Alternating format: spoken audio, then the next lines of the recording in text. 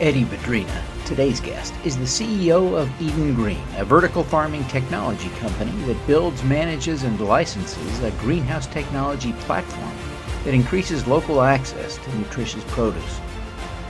With deep experience in government and as an entrepreneur, he'll share insights about his work and his superpower. I'm your host, Devin Thorpe. Welcome to the Superpowers for Good show. Eddy, thank you so much for joining me today. It's just a thrill to connect with you. I'm so eager to learn more about what you're doing. Thanks for having me. I'm excited to be on here. Well, the pleasure is all mine. Again, I am thrilled to have you.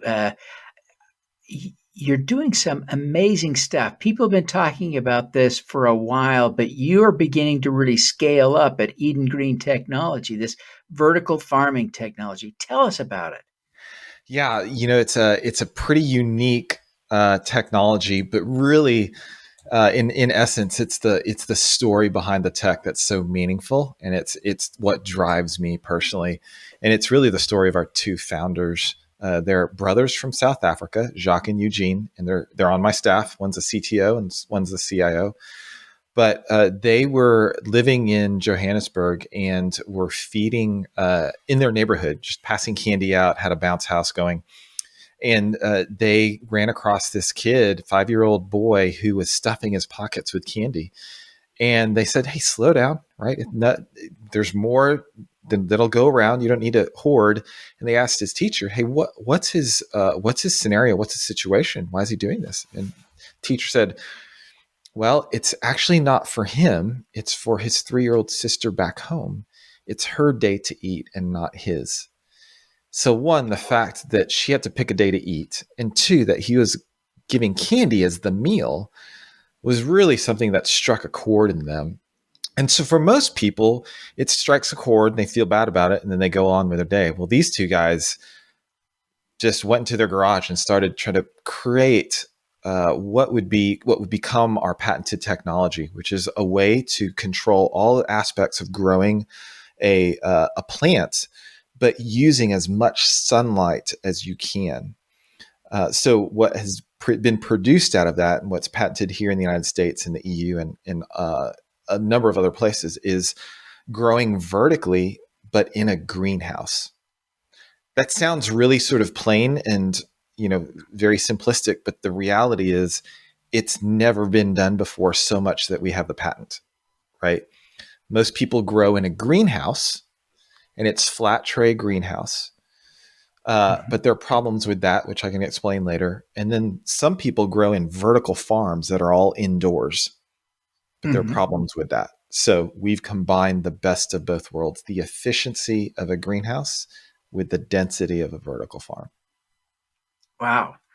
This is such an important technology to help address, the food supply around the world and reduce waste in the food supply and reduce energy use in the food supply. It seems to me it addresses lots of social problems. Am I thinking about this right? You absolutely are. And I think a lot of my peers are thinking the same way along with us. The big challenge has been, how do you address all of those and make it financially profitable, right? Otherwise, it's a nonprofit, and then you are reliant upon donations. But what if you could make a company from scratch that actually does this in a way that's both environmentally as well as financially sustainable? And so that's where we're at. That's the hurdle we chose to overtake, and we're doing it right now. So you are absolutely correct. We use 90%, 95% less water than conventional land. We use 99% less land than a conventional farm. And then even compared to an indoor farm, we use 1/11 of the light electricity costs. So what ends up happening is, when you can grow vertically and really densely, I'll just call it, your yield per square foot is very high. And then because we're using sunlight, our operational expenses are low, such that our margins are really, really good. And so you have this sort of triple bottom line of, you're financially profitable, you're environmentally sound, and then socially you have an impact that is otherwise impossible if you don't have those first two. Yeah. You know, you pointed out at the top of our conversation this idea that you use sunlight, and it didn't occur to me until you followed up here just now that that has an economic impact, right? The alternative is LEDs that Yes, ask for electricity off the grid or solar panels or something, and that something changes like the economics. absolutely. Sunlight is free.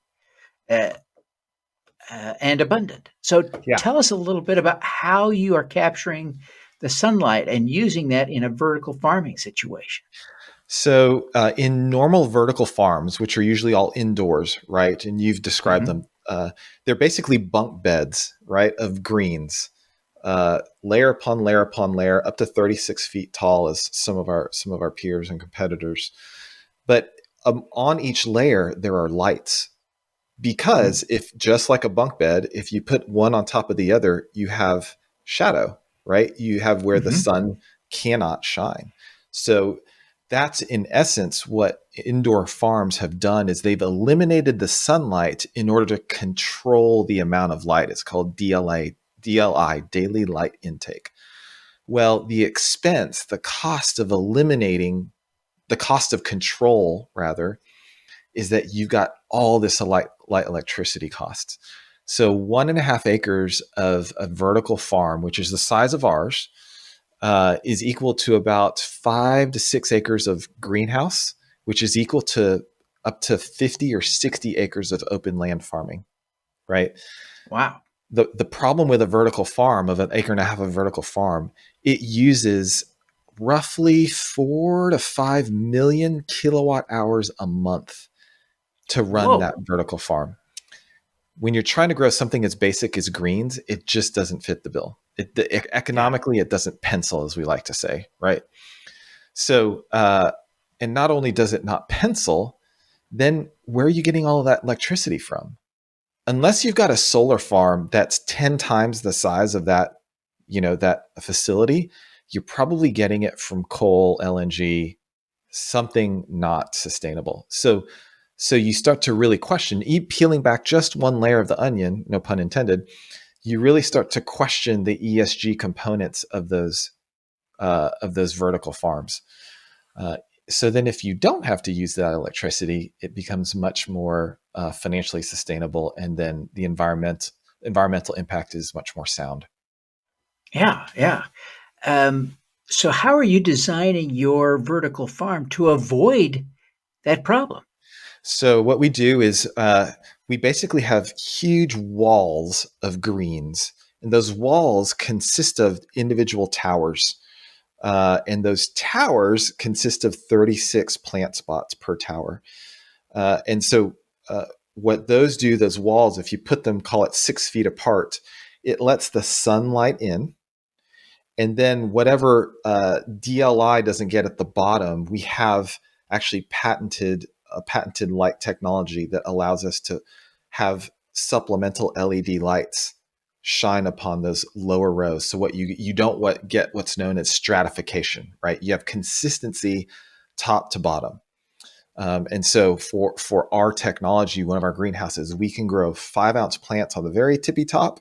We can grow 5-ounce plants at the very bottom, all at the same time, all getting as much nutrients as they want, the right humidity, temperature level, water temperature, CO2 levels, all controlled per plant spot. And so that's really where the technology resides. We've created what we call a microclimate around each individual plant spot to control for all those growing factors, of some of which include obviously sunlight, right? And then the complementary grow lights. So Yeah. the net effect, if you could see infrared, and we have infrared cameras, but if you could see infrared at one of our greenhouses, you would notice here in Texas, it'd probably be in the middle of August. It's 127, 130 degrees up at the top of the bows of the greenhouse. But around each individual plant spot, it's 75, 76 degrees right there. That's how we do it. And when you do that, you're really only environmentally conditioning 1/5 of the entire cubic volume of that greenhouse. Thus, it is very, very efficient. Yeah, that efficiency is critically important. One of the issues with vertical farming is it is so sexy that it's tempting for us to see this as the solution to all of our food problems. And yet, I think there are some limitations. It seems to me, correct me if I'm wrong, we probably won't graze sheep on a vertical farm Right. in a building in an urban situation. We probably won't raise uh, um, corn and wheat in that kind of a situation. The economics aren't there. The physics are challenging. What do you see as being the limits? What can we do, and how much impact can it have if we move what is possible into this urban environment using your model? I would frame it in terms of classic economics and comparative and competitive advantages, right? The Adam Smith model. And our competitive advantage really is growing leafy greens, cover crops, herbs, right? Some of our competitors are growing tomatoes and berries, and those are all well and good. There's a whole other side of the industry that probably will never be grown indoors: the wheats, the corns, the sorghums, the grains, right? So I'm the first to say, like, we are not a silver bullet, right? We want to work alongside farmers, conventional farmers, and let them grow what is they're really good at growing, and let us grow what we're really good at growing, and let the orchards grow what they're really good at growing, right? And then together we can make a sizable impact. But the total addressable market of leafy greens alone here in the United States is $12 billion, growing 10 to 15% year over year. If you can convert even 10, 15, 20, even 50% of that over to uh, companies like ours who do that, you are eliminating tons of waste on those fields, and you're freeing up those fields to be used for other crops. So that's how I view it. Like, hey, let us have the competitive advantage of leafy greens, lettuce, herbs, berries, and then you can use that farmland for things that conventional farmers have a competitive advantage on. Yeah, yeah, makes sense. Eddie, this is pretty amazing. You had a stellar career. Sold a business. You're a big deal, and we're thrilled to have you on the show today. But as you look at what you've accomplished, you probably recognize some leadership skills that you've developed along the way. What do you think of as your superpower? So my superpower is it's actually two different ones. One is I'm born to grow and scale organizations using systems thinking and frameworks. I absolutely I just that's what I love to do. I love to grow businesses, but not small ones. And everyone has their own superpower, as you like to say, right? My superpower is not meant in the small business. I want to scale things up. Uh, and then the second thing that is my superpower is I am very intentional about cultivating deep and meaningful relationships. And that just takes, I mean, it takes a vision for knowing what that relationship and what the meaning of friendship and relationship is down the road, 20 years from now, 30 years from now, and then just starting with that end in mind. So as a result, over the past 20, 25 years of my career, I have an embarrassment of deep personal relationships all around the world, just simply because I take the time to invest in those relationships. I'm very intentional and purposeful about those relationships, and just because I know that that together, when I can connect those relationships together, that sum is greater than the parts, right? So I'm deeply invested in my community. And when I mean community, I mean these deep personal relationships that I've developed over the years and have been very intentional and purposeful about pursuing. Yeah. I want to drill down a little bit on your business scaling skills. Uh, that's pretty impressive, and you've got the track record to back it up, right? You've done this. What do you think? Well, tell us about your last big deal. You built, grew, and sold a company. Just Mhm. give us brag for a minute. Tell us about that deal. Well, my business partner and I met in 2010. We started it from scratch. We bootstrapped it. And then we grew it to a size just through, honestly, through focusing on culture and focusing on what we do best, and sort of dialing out the noise or stopping, not chasing after revenue, but really going after culture and building a really purposeful organization. That we were able to, it was acquired in 2016. And then we had the chance to buy it back 11 months later when things did not go as planned. And then we grew that back and actually sold it 2 years ago again. So I have very fortunate to have a business partner then that we were able to buy, sell, and then buy back, which is a pretty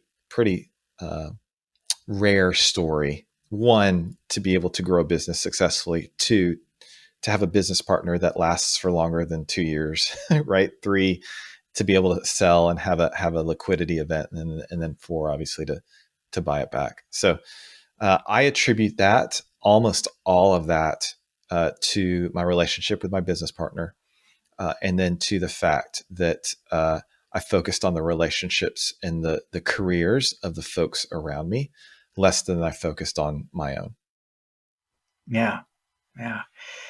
Um, you say less, but I think you mean more than you focused on your own Yes, career. You focused more on, than I yeah, focused on my own. Yes, thank you for yeah, correcting yeah. that.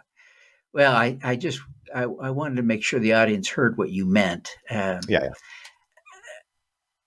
I think they did, but just to be sure, uh, as as I as we think about those relationships and how integral that was to your success, um, how would you coach people to develop those strong relationships so that I don't want to sound cynical. I don't think you want to sound cynical, but building strong relationships is part of being a good human.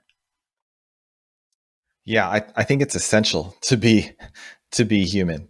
I think relationships, we were built to have relationships. And so if you know that you were built to have relationships and everyone in them has this sort of innate superpower to have really special relationships, then really your life's focus should be, and it doesn't have to be a lot, but it can be two or three really deep relationships that will carry you through the good times and the bads, and will carry them through the good times and the bad. So uh, I just think you have to understand the value of relationships in order to invest in them, right? We don't really value. I said it at a conference I was at and was speaking at. You can't really value something properly unless you have a relationship with it. So the flip side of that is you've got to know the value of something if you're going to have to, right? You have to know the potential value of that relationship. Well, if you know you were built to have relationships, then that should be some of the highest value of all, right? So if you know that, then working backwards towards identifying folks who are older than you and pursuing mentorship. And that can be as simple as saying, hey, I would love to spend 1 hour with you a month. That's all I'm asking. And then if it's worth your time and if you want impact, can I bring along two friends? Because there's power in that. When you have an older mentor and you're meeting with three folks, there's that actual time you're with that person, and then there's the time that you're spending with the three of you saying, okay, what did you get from that conversation? What did you get from that conversation? And then applying it in your lives, right? So someone older, someone just a couple of steps ahead, maybe someone alongside you, your peer, if you will, right? And it could be one of those three. It could be, other folks, identifying and pursuing peer relationships, because those are going to give you honest feedback. You should invite that. They should be mirrors to who you are, right? They will be the ones that ask you the hard questions. I've got friends who I number, in the dozens, who know my financial situation, knew my financial situation when I wasn't making any money, who know my relationship with my spouse, who know how my relationships with my kids are doing, right? Those are the types of relationships that you want in your life. Some of whom care about your business, but others who don't give a rip about your business. They want to know about you on a peer level, right? And then you have folks below you who you are intentionally saying, hey, come alongside me, come ride with me, right? Just one or two folks, come on, let's do this. Maybe for a season, maybe for a long time. I just had lunch just now with a friend who he and I have been, and we're peers. He and I have been meeting once a month for the past 8 years. And it's been so intentional. Meetings come and go, situations come and go, but man, we are meeting once a month, have been meeting once a month for the past 8 years. And then we've got, my wife and I, we've got a group of 20 families that we've been meeting for the past 15 years, once a year. So it's 20 families and 52 kids, of which my 18-year-old is the oldest.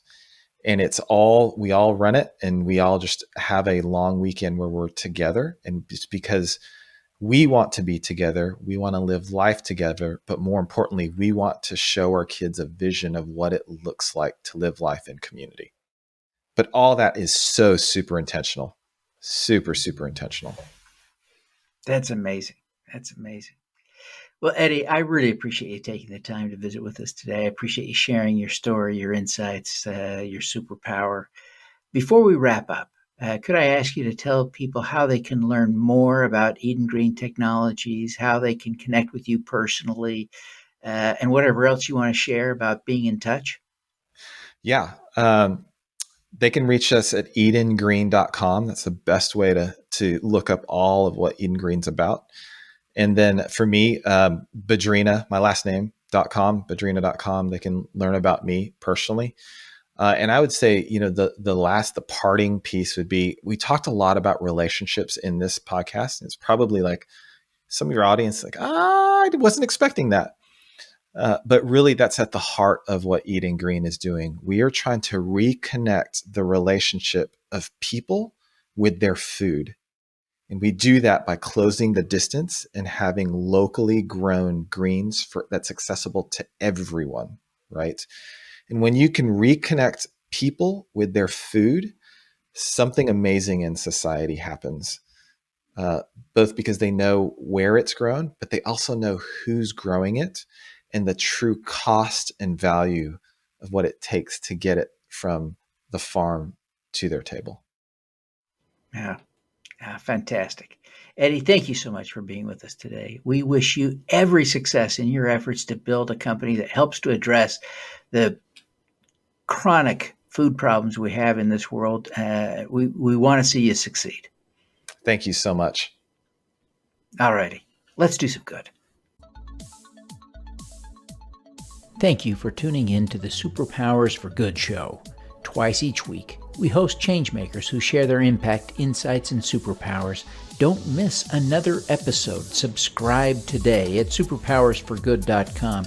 That's superpowers, 4, good.com. Be super empowered. Get your copy of the book, Superpowers for Good, as an ebook, audiobook, paperback, or hardcover edition via your favorite online retailer. Interested in having me speak to your company, organization, or association? Visit devinthorpe.com. Then let's talk. Now, keep using your superpowers for good. Together, we can reverse climate change, improve global health, and eradicate poverty.